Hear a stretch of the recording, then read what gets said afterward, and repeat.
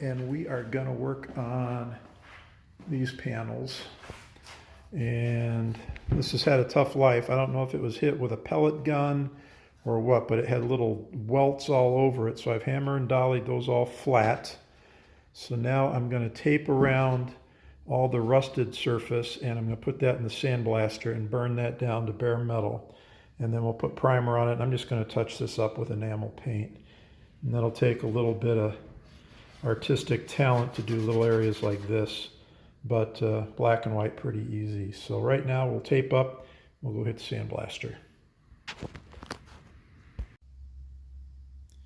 So I taped off each spot individually and then just hit it lightly with the sandblaster, got the heavy corrosion off of there, and that tapers that porcelain just a little bit, but I'm probably gonna have to put some high build in there to build that back up. Fortunately, I stayed away from the lettering here, so that'll still look good.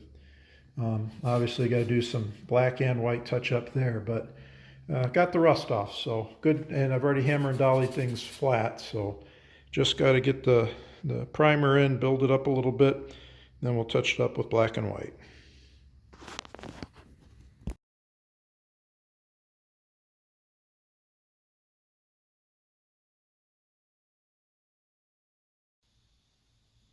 After lots of filling with the paint, this is the final piece. This is the one side, and we did repairs here, here, and here. And then the other side, this one was the more damaged one, and it had welts all over it. And you can see we filled those all in with bright white. Come back with black and touched up over here. It's not perfect, but it's not bad. And down here where we came up close to the lettering, you can see we didn't get into the lettering. So these faceplates look good. We're ready to put them on the pump.